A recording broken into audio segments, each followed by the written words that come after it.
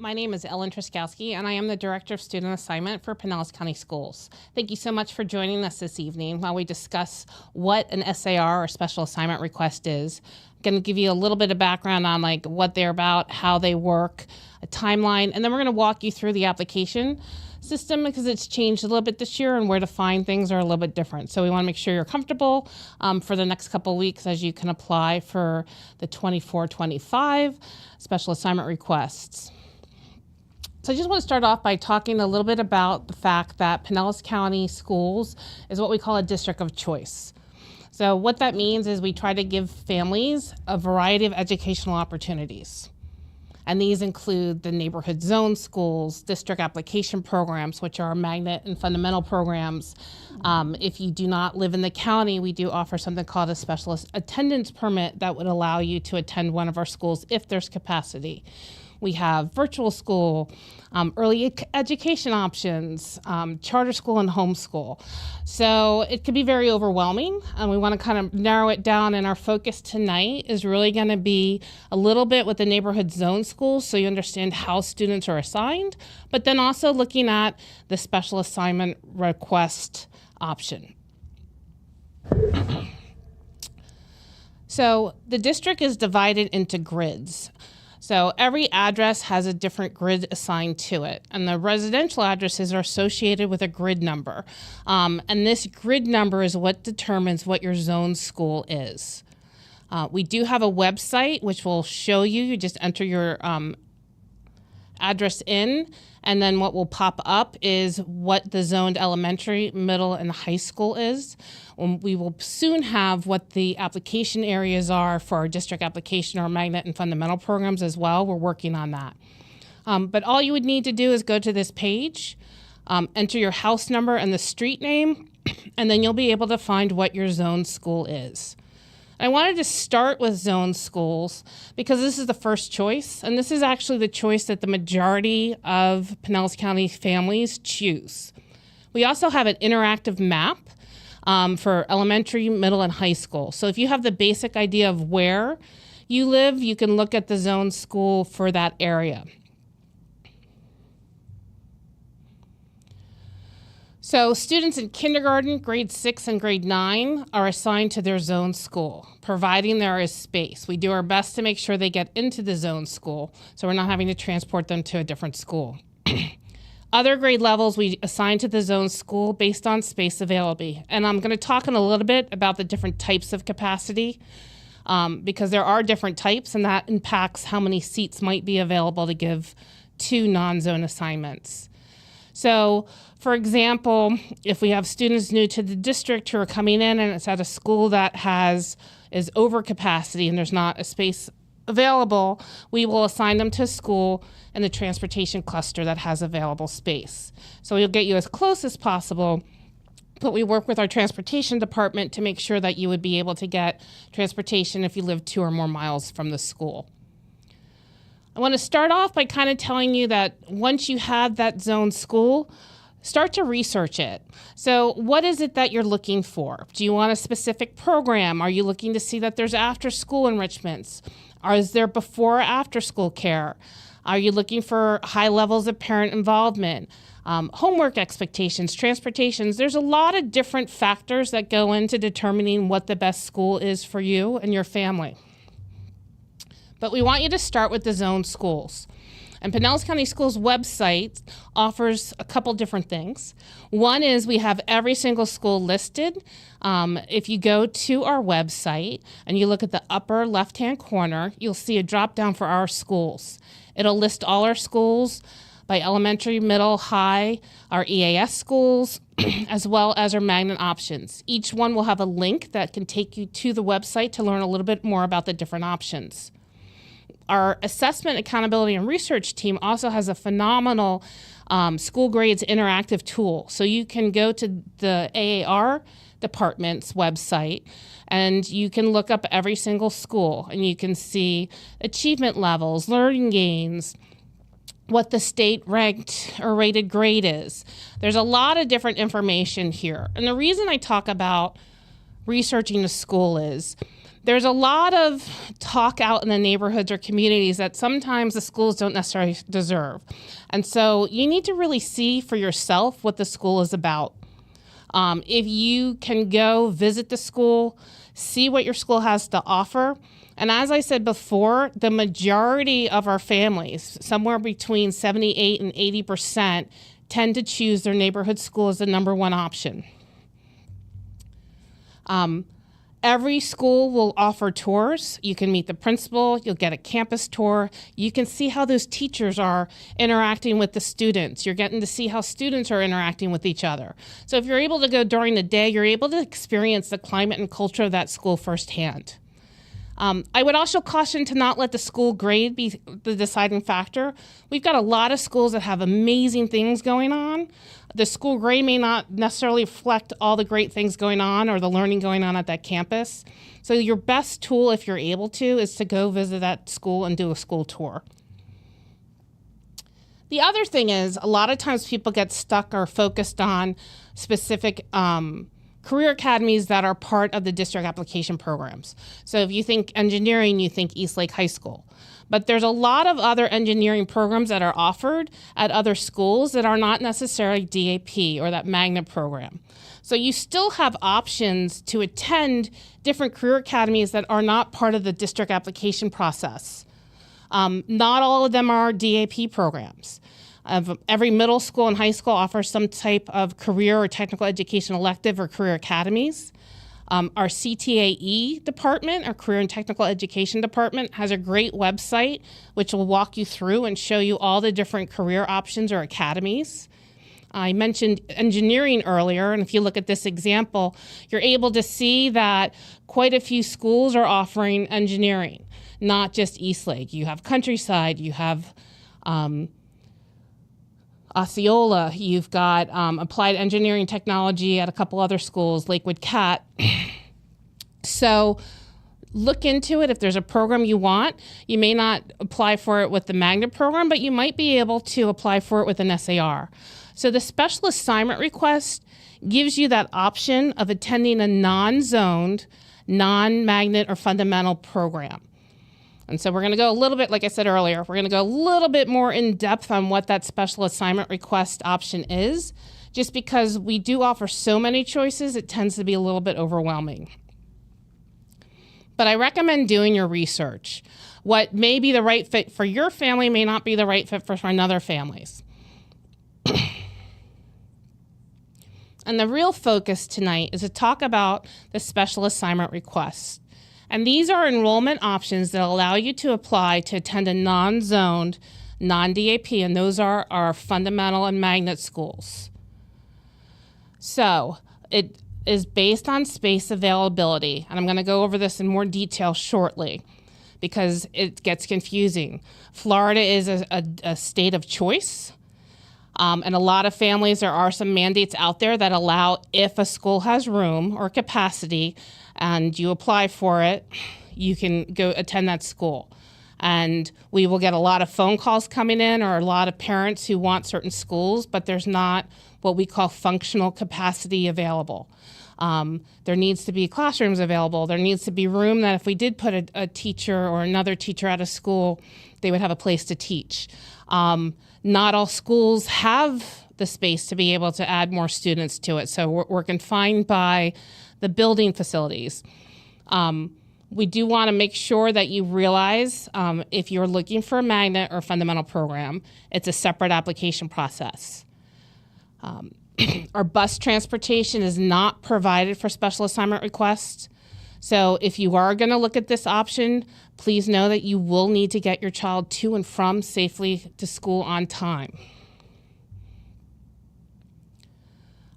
Our school board policy 5120.01 does provide preferential treatment, and this is also in their state mandate. So it's in the state legislation as well.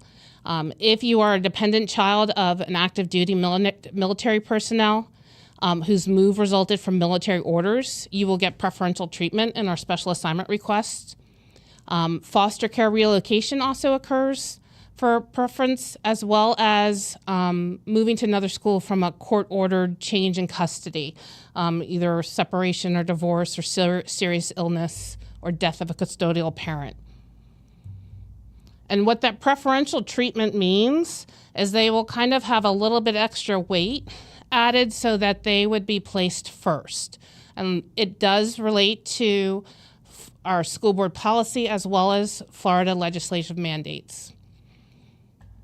The big question we get, and we do see some frustration, is seat availability. And this means, how are we analyzing how many seats are available in a school? So each year we look at how many students roll over are going to go into next year. So we will have an idea on if they're in kindergarten and they have a full kindergarten, and we know we have the same amount of teachers in first grade, we're not going to have seats available in the first grade next year.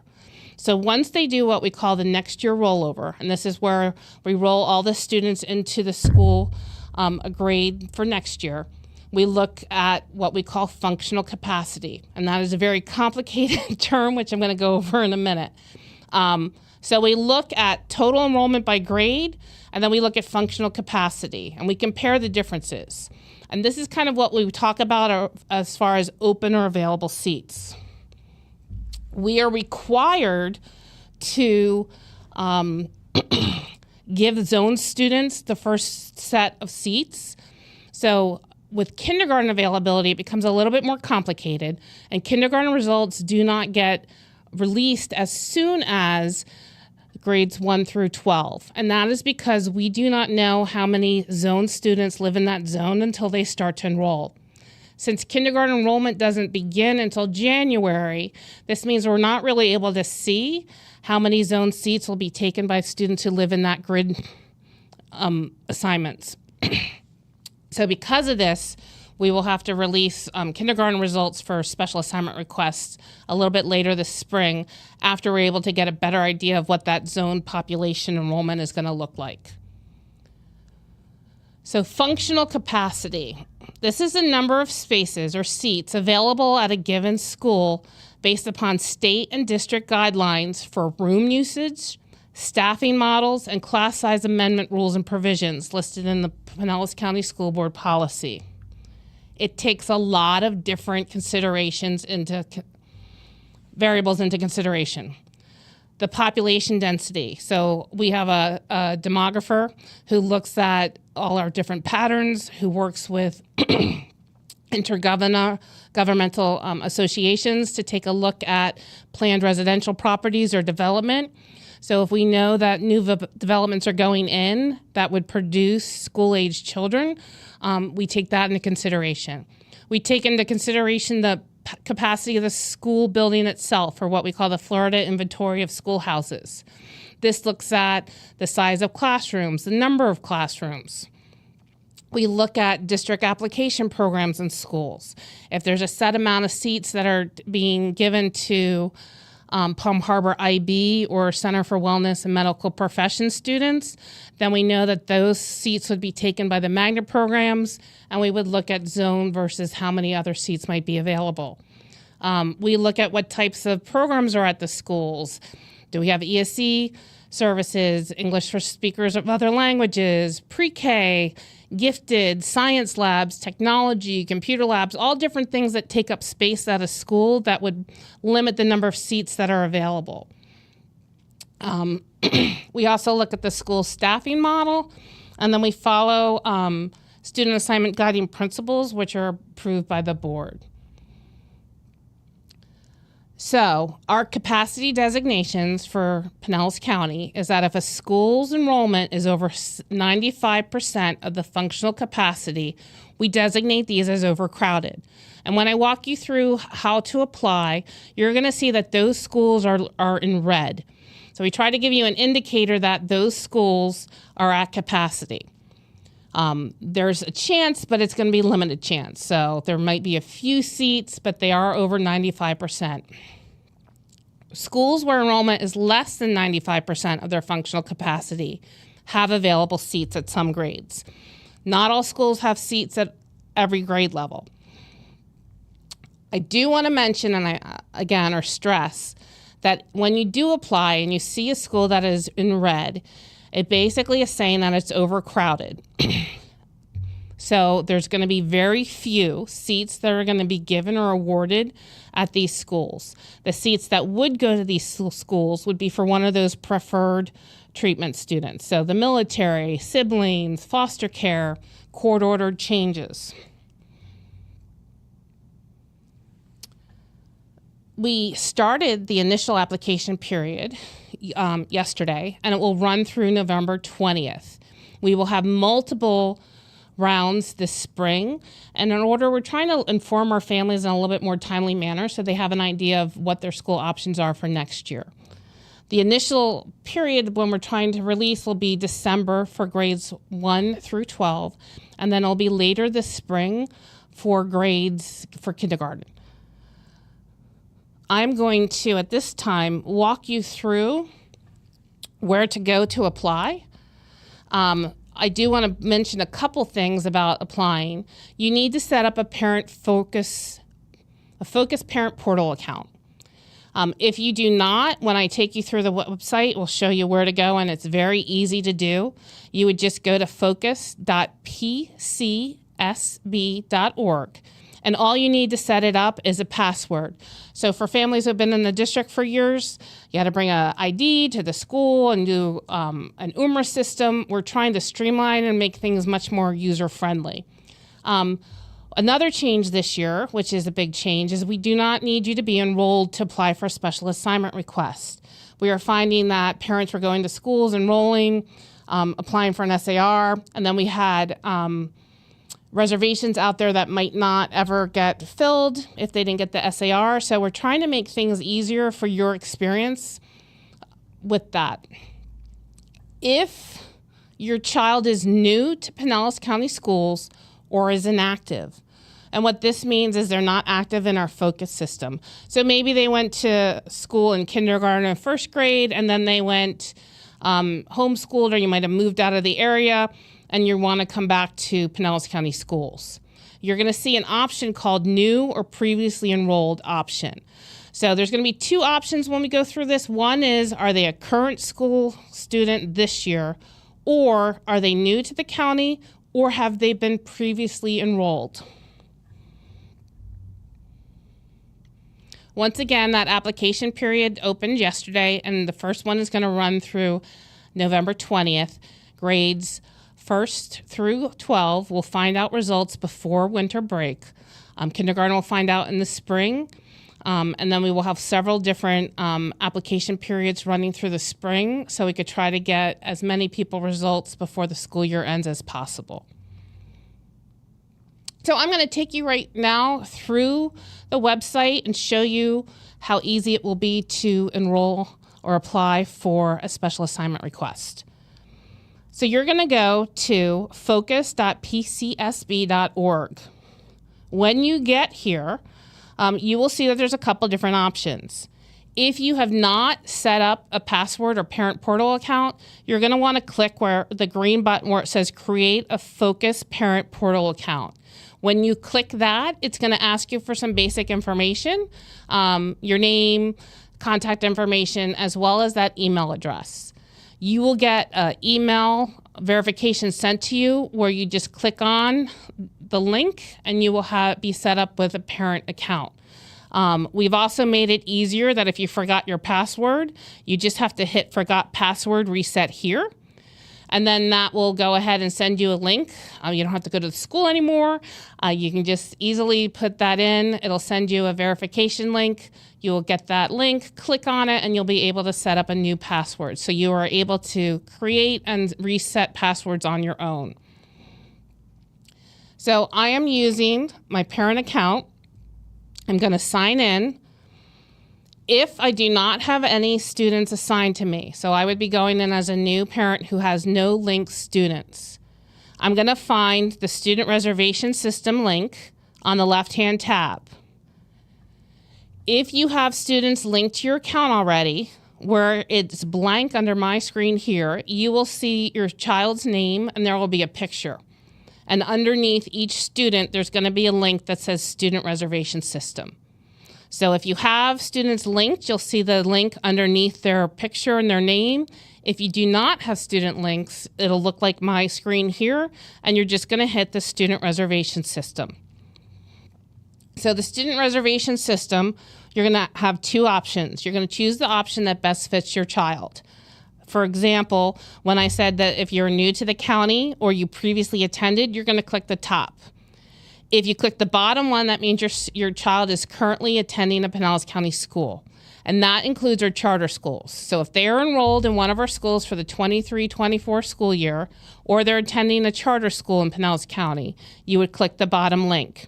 Because there's no way to take you through the reservation system without sharing private information on students, I'm gonna go ahead and do today as a new student.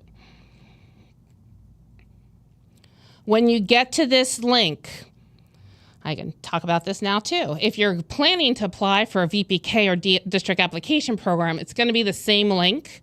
And when those application periods open, you will see those tabs and you'll click those tabs. At this time, you're not gonna get the next year application program tabs.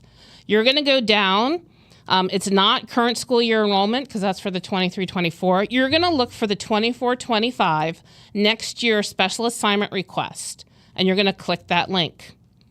There's gonna be a couple acknowledgements that you will have to sign off on. One is stating that your child is new and doesn't attend one of our schools, or that they might have previously attended a school. Another one talks about that you're understanding special assignment requests are assigned based on seat availability. And I will caution you that if you call schools, they think they know the capacity, but truly it's just the student assignment office who has capacity numbers. So if you really want the most accurate information on the number of seats that are available, you would contact the student assignment office, not the school. Part of the functional capacity definitions is that we are required to save some seats for zone students. So if there are some seats there, we're not allowed to give them all away. We keep 3 to 5 back for any zone student that might be moving into the area or may not have registered yet. And then the third statement says that they are responsible for transporting their child to and from school. So once you check all three, you're gonna hit click here. If you do not check one of these acknowledgements, it will not let you move to the next site. This page is going to give you some information on what they are or not.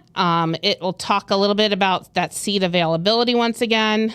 It also, this is new this year as well, we're giving you a window to enroll. So if you are granted that SAR, we are giving you a window of when you need to go in and bring your paperwork to enroll in the school.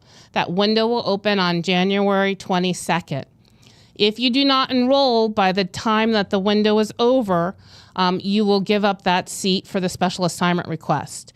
In many cases, we had students who had reservations in place.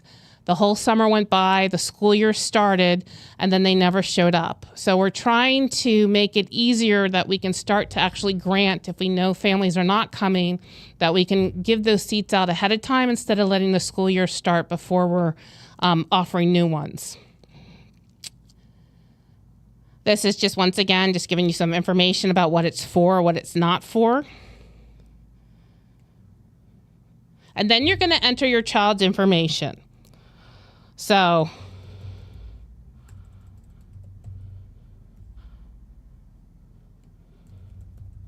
you're going to enter the name as it appears on the birth certificate.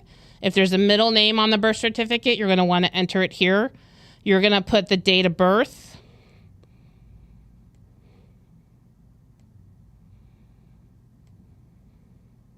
And what grade you're applying for.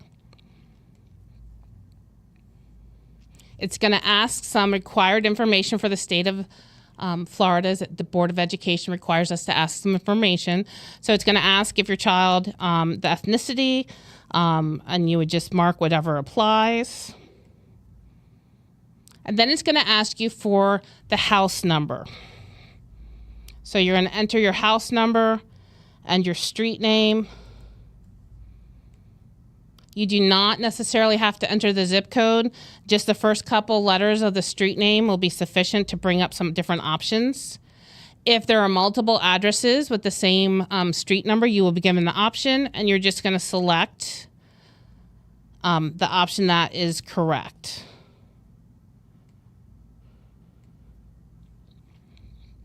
It's then going to ask you for some basic information.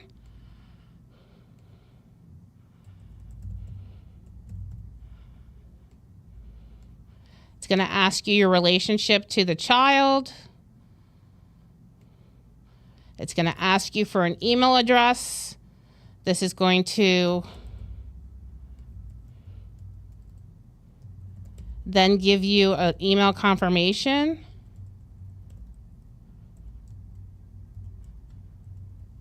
And it's also going to ask for a phone number. If you have a phone number, we really ask you to put it here. A lot of times when we're trying to contact you to let you know that an offer is being made, this is what populates. So we really need a phone number here, or we need some way to contact you. So you definitely need to put either an email address or a phone number so that we're able to take care of that. If you wish to add the second parent or guardian, you're more than welcome, but it's not necessary. A screen is going to pop up that's asking you about those priority or the preferential requirements that I talked about earlier. So if you are an active duty member, or if you have students within a school zone change, you would go ahead and click here. It's then going to come up with what your zone school is. So based on the address that you enter and based on the grade level, it's going to let you know. So I use the administration building's address. If I lived here, which sometimes it feels like I do, I would be zoned for my child for first grade would be zoned for Mildred Helms Elementary School. You are then going to choose the school. So it might be that I live or work down in St. Petersburg, and so I would like a school that's closer to where I work. So I may look here and I may say, you know what, I want my child to go to Lynch. So I would select Lynch.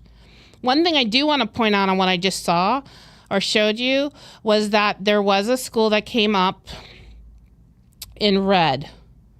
And then it's going to say schools filled to capacity. And that is, we know that first grade, we have a full kindergarten, same amount of teachers in first grade. So we can kind of know right now based on who rolled up that they're at capacity. Any of those schools that are red, it's just going to caution you that you might not necessarily get in. If you have a student who's already at the school, what we would refer to as an anchor sibling, you would put the student ID number on. And this can be found on the report card or in your Focus portal. But you're going to need, it's a 10-digit number, and you're going to put that number there. It's not a guarantee, but it does give priority if space is available.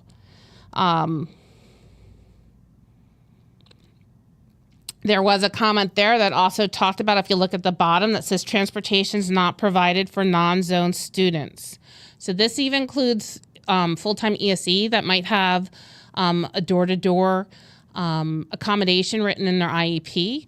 If it's the case, you're choosing a special assignment request means that the district will not provide transportation.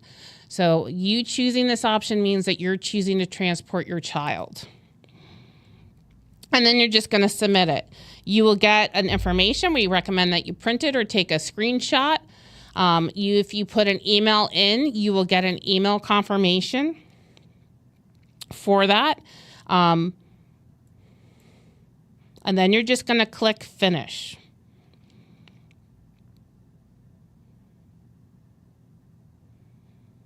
And it will process. A couple things to know about this. You can go in anytime the application period is open and change your mind. So maybe you decide you did a little research or you went and toured and you found a school you really like. Maybe I want my child to go to Mount Vernon instead of Lynch. I can go back in, put the information in and change my school. Whatever the last school that I put in right before the application period ends, so 5 o'clock on the 20th, whatever that last school I entered is the one that's going to go in. At this point,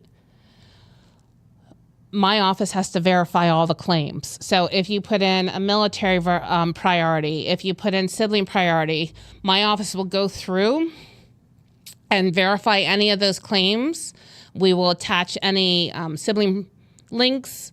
And we will do a couple more things with that. We work with the executive directors and the executive leadership team to determine how many teachers, what the capacity is, so that we have an idea of how many seats will be available. That list of seat availability is posted on our website every 12 weeks. It is updated. So what you see now may not be necessarily what the seats will remain, because it's updated every 12 weeks. I'm going to switch back to just give contact information for my office and go over just one or two more things. We do have some school board policies where these procedures and policies come from. They are School Board Policy 5120, as well as 5120.01. And then we also go by the student assignment procedures, all of which can be found links on the student assignment webpage. The student assignment office is open from 8 a.m. to 4:30 p.m. Monday through Fridays. Our phone number is listed here as well as email. Sometimes if the phones are ringing, it's much easier to get a quicker response with the email address. You're also more than welcome to come in to our office during these hours, and we will be happy to help you apply or answer any questions. I know I threw a lot of information out, and it's a very overwhelming process. So at this time, I wanted to open it up to see if there's any questions or clarifications I can provide, and I will be happy to answer any of the questions that come in. We have some questions. How often do you reevaluate the zones?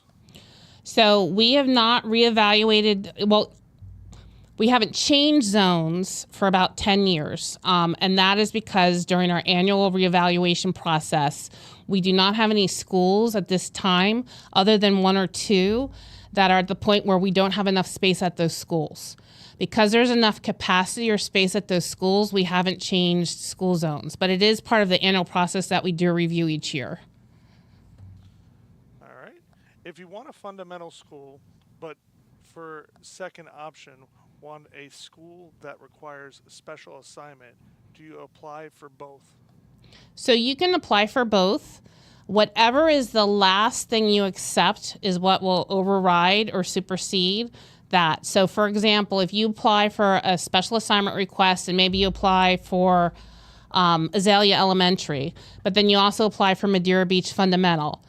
If you get offers and you accept the SAR, the special assignment request to Azalea Elementary, and then you get an offer for the magnet or fundamental program at Madeira Beach, whatever you say yes to will be the one that goes in.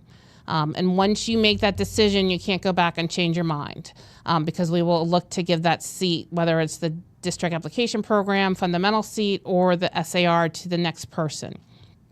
If we have too many people apply, a wait list is maintained, and you can call in and find out that wait list number with the student assignment office. So you can we have quite frequently, we do have families who will do both just to kind of hedge their bets. They're not undecided, so they'll apply for both, and then if they get one offer and accept it, and then another offer comes, they will accept it. My office tries to do the best as possible when we're reviewing whatever the second part coming in. If we notice that an SAR was accepted, we will call and ask before we automatically grant that DAP, or vice versa. We will call and kind of say, we see that you accepted this, but you're being offered this. Which would you prefer?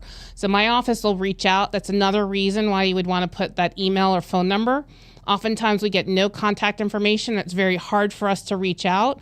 And if we can't contact or find a way to get in touch with you, we'll go on to the next student. So I cannot encourage you enough to put a working phone number or email on that application. Does the SAR for kindergarten operate on a different timeline? So it does operate on a different timeline. Right now, everybody who is in our current school rolled over to next year. So we're able to see how many students are going to be in every single grade level from first grade to 12th grade for next year. So it's a lot easier at this time of year to be able to see, okay, we've got 3 seats in second grade, we've got 4 seats in 4th grade, we've got 2 seats in 8th grade. Kindergarten enrollment hasn't started yet, so we're not able to see how many seats are being taken up by those zone families.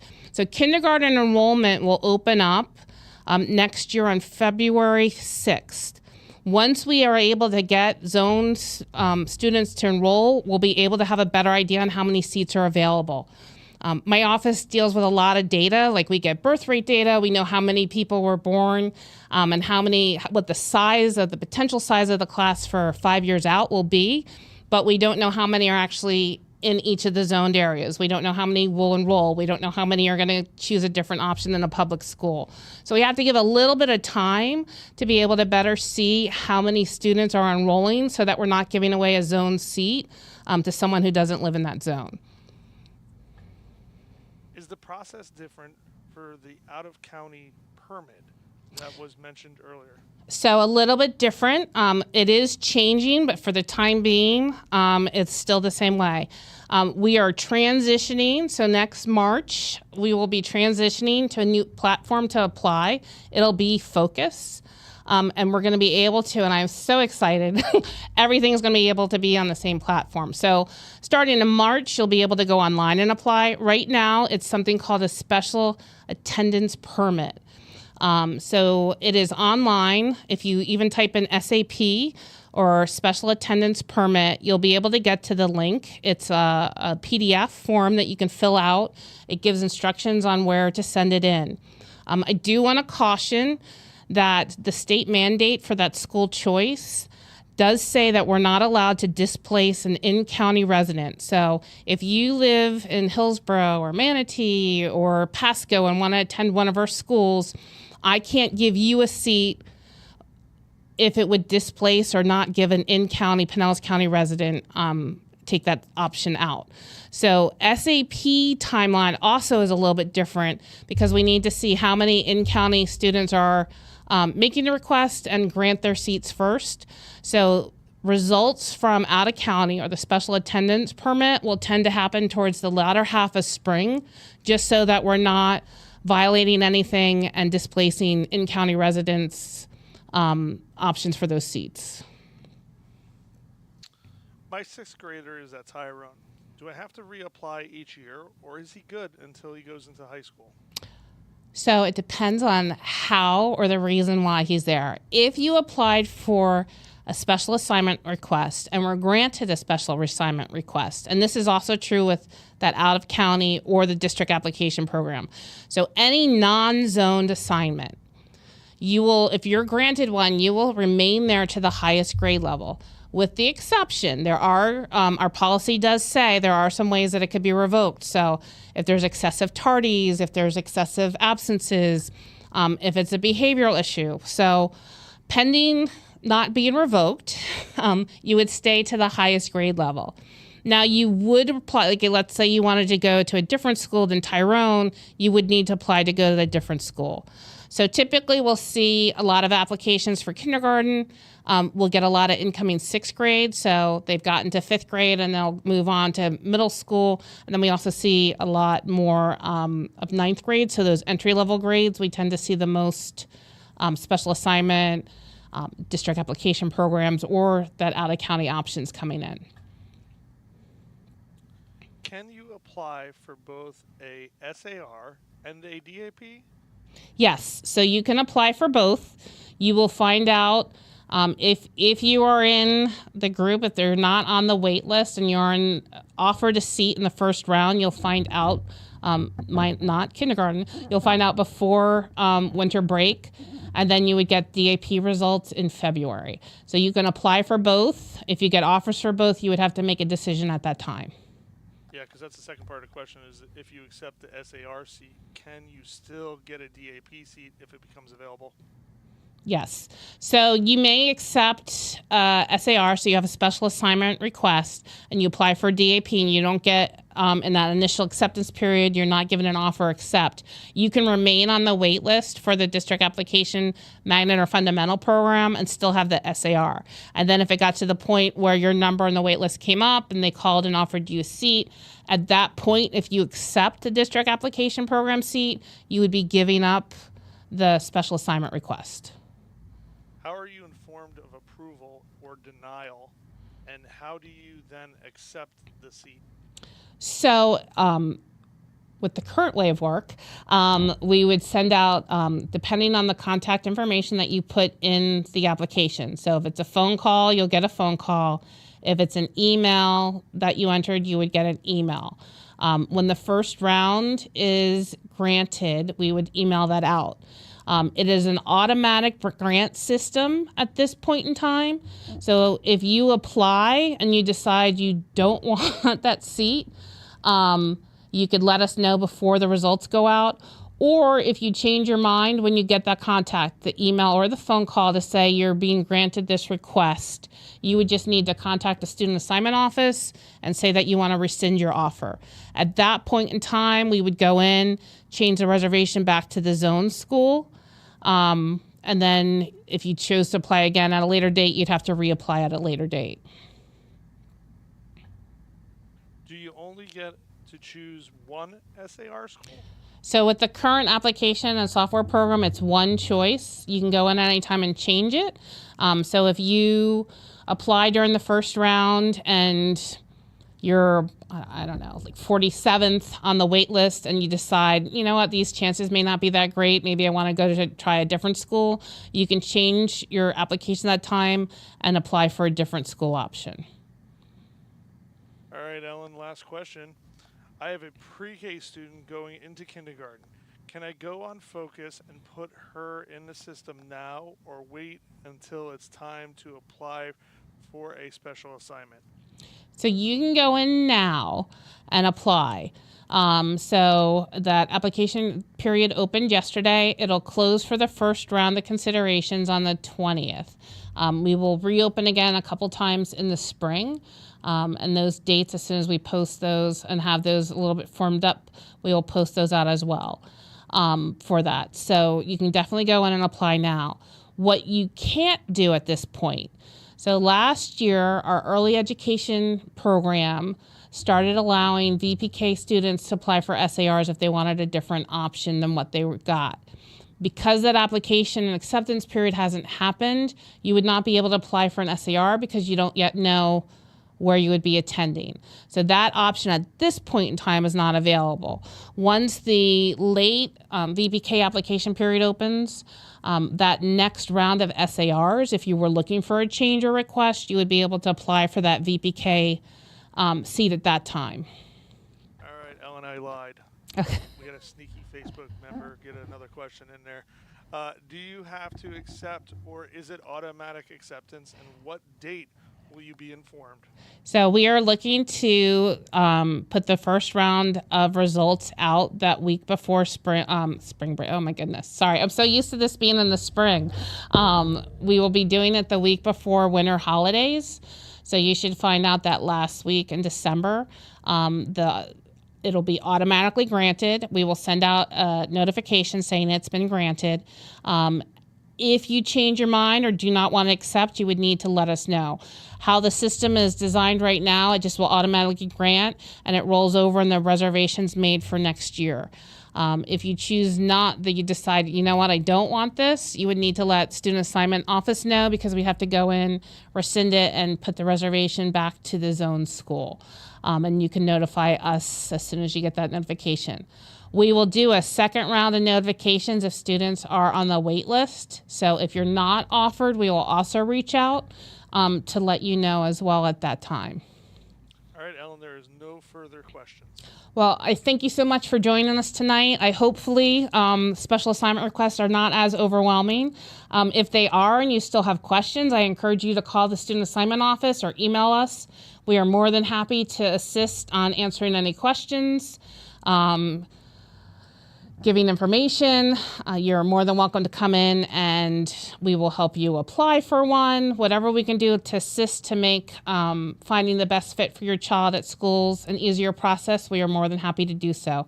Once again, thanks for joining in. Any questions or concerns, you can reach out directly to Student Assignment Office. Have a great night.